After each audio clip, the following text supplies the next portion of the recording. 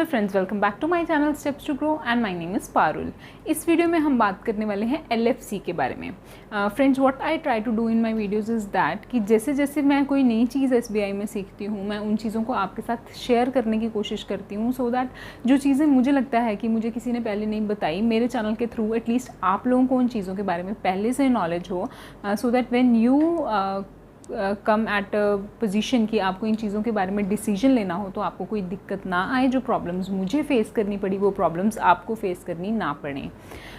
तो अभी हम बात करने वाले हैं इस वीडियो में friends leave fair concession, that is LFC के बारे में। अब जिन लोगों को नहीं पता मैं उनको बता दूं एलएफसी क्या होता है। एलएफसी होता है इन एसबीआई और इन एनी अदर बैंक ये फैसिलिटी आपको प्रोवाइड की जाती है कि आप बैंक के लिए इतना काम करते हैं, अपना इतना सारा टाइम देते हैं, तो बैंक आपको ये फैसिलिटी देता है कि आप जो हो आप घूमने जा सकते हो along with your dependent family members. ठीक है, आपको बैंक घूमने का पैसा देता है, साथ ही साथ अगर आपके फैमिली मेम्बर्स आपके ऊपर डिपेंडेंट हैं तो आपको उनके साथ घूमने जाने का मौका देता है। अब ये डिपेंडेंट क्या होता है? डिपेंडेंट मतलब जो इंसान 12,000 से कम सैलरी कमाता है, that is called dependent in terminology. ठीक है, तो अगर आपके वी कैन से कि अगर आपके फादर 12,000 से कम अर्न करते हैं तो आप कह सकते हो कि आपके फादर और मदर आपके ऊपर डिपेंडेंट हैं, monthly we are talking about. तो अगर वो आपके ऊपर डिपेंडेंट है तो ऑब्वियसली वो अगर घूमने जाएंगे तो उनका खर्चा आप करेंगे, तो बैंक आपको साथ में उनका खर्चा भी देता है, साथ में आपका खर्चा तो देता ही है। ठीक है, तो अब हम एलएफसी क्या होती है ये हमने जान लिया। ये एसबीआई में भी दी जाती है, बाकी बैंक्स में भी दी जाती है, ये भी हमने जान लिया। अभी फ्रेंड्स क्या है कि एलएफसी को हम दो पार्ट्स में मोटा मोटा अगर बात करें तो डिवाइड कर सकते हैं। एक चीज़ जब हम कहीं घूमने जाते हैं, मेन खर्चा होता है हमारा फेयर का, आने का खर्चा और जाने का जो ट्रैवलिंग कॉस्ट होता है वो, बाकी जो हमारा घूमने का खर्चा वो अलग। ठीक है, तो बैंक क्या करता है, जो हमारा आने जाने का खर्चा है वो हमें प्रोवाइड करता है जितने हम लोग और साथ में हमारी डिपेंडेंट फैमिली सबका इंडिपेंडेंटली। जैसे कि मैंने अप्लाई किया तो वहाँ पे ऑटोमेटिकली वो कैलकुलेट करके दिखा देता है कि आप जा रहे हैं, आपके डिपेंडेंट फैमिली मेम्बर्स जा रहे हैं, तो पर पर्सन आपको इतना मिलेगा, तो 3 बंदों का हो जाता है इतना।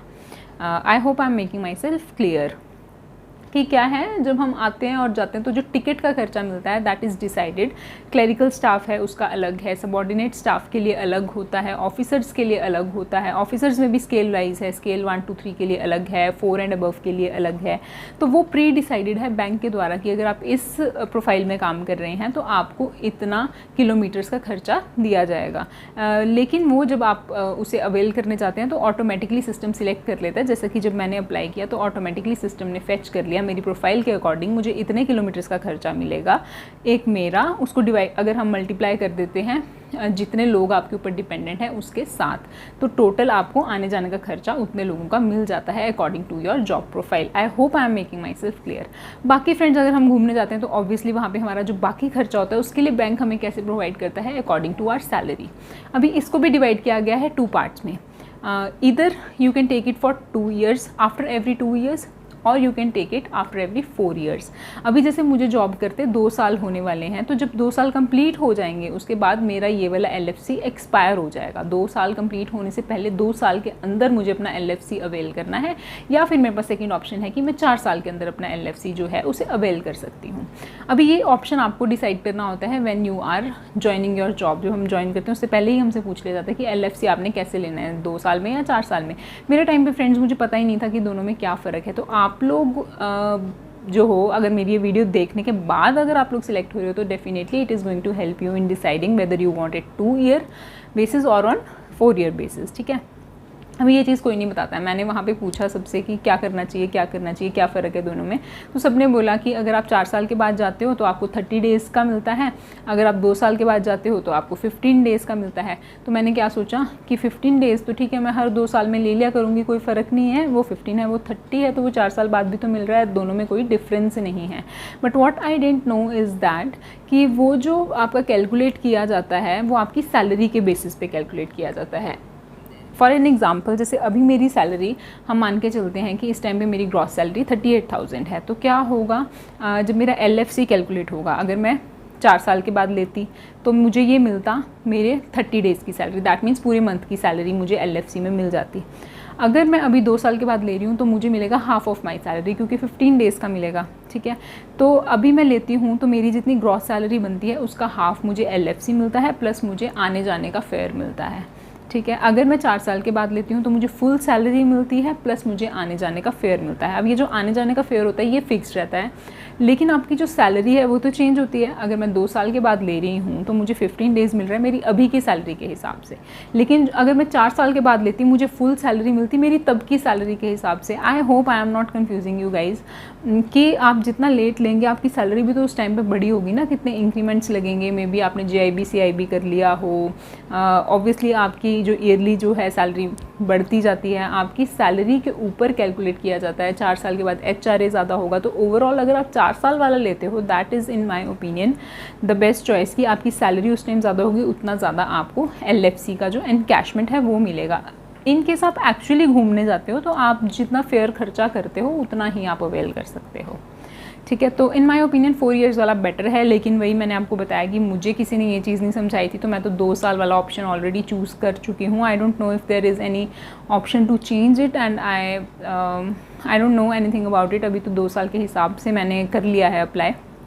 आई रियली थॉट कि मुझे ये चीज़ किसी ने बताई नहीं, तो मैं यहाँ पे शेयर करूँ कि ये डिफरेंस है दोनों में जो कि मुझे आज तक समझ में नहीं आया था, ठीक है। अभी अप्लाई करने का सिस्टम क्या होता है, सबसे पहले हम अपना टूर अप्लाई कर देते हैं कि मुझे अपनी LFC का टूर अप्लाई करना है, जिसमें कि फेयर आपका अप्लाई हो जाता है। फिर वो अप्रूव किया जाता है आपके मैनेजर के द्वारा, वो उसे अप्रूव कर देते हैं। उसके बाद हम क्या करते हैं, उसके बाद हम अप्लाई करते हैं अपनी लीव एनकैशमेंट। जब हम लीव एनकैशमेंट को अप्लाई करते हैं तो वहाँ पे ऑप्शन देता है कि आपको कितने डेज़ की डालनी है। तो अगर आप 4 साल के बाद कर रहे हो आप वहाँ पे 30 डेज़ डालोगे, अगर आप 2 साल के बाद कर रहे हो आप वहाँ पे 50 डेज़ डालेंगे। अब ये 30 डेज़ या 15 डेज़ है क्या फ्रेंड्स, ये हैं आपकी PL, ठीक है, जो कि आपकी प्रिविलेज लीव होती है। ये PL क्या होती है, PL हमें बैंक में दी जाती हैं छुट्टियां जो हम इकट्ठी ले सकते हैं। जितनी ज़्यादा PL हमारे पास होगी उतना ज़्यादा हमें फ़ायदा रहता है। अब ये PL में भी एक और चीज़ होती है कि हम हर साल अपनी PL में से 5 PL जो है उसे एनकैश कर सकते हैं, कि ये PL मैंने यूज़ नहीं की, इसमें से 5 की मुझे सैलरी दे दी जाए। That is different thing entirely. लेकिन LFC में भी जो ये 15 डेज़ या 30 डेज़ हैं, जब आप इसे अवेल करते हैं, जैसे अभी मैं LFC अवेल कर रही हूँ 15 डेज़ की, तो मेरे 15 डेज़ उस PL में से कम हो जाएंगे, मेरी प्रिविलेज लीव जो है वो कम हो जाएगी। तो फ्रेंड्स इस वीडियो में सिर्फ इतना ही। अगर आपके इससे रिलेटेड कोई डाउट्स हैं तो प्लीज़ कमेंट्स में छोड़ जाएं, मैं उनका जवाब देने की कोशिश करूँगी। आई होप मैंने इस चीज़ को थोड़ा सा क्लियर किया, क्योंकि फ्रेंड्स मुझे इससे रिलेटेड नॉलेज नहीं मिल रही थी। That's why I thought it will be useful for you. Thanks for watching my video guys, and I will definitely see you in my next one. Bye bye.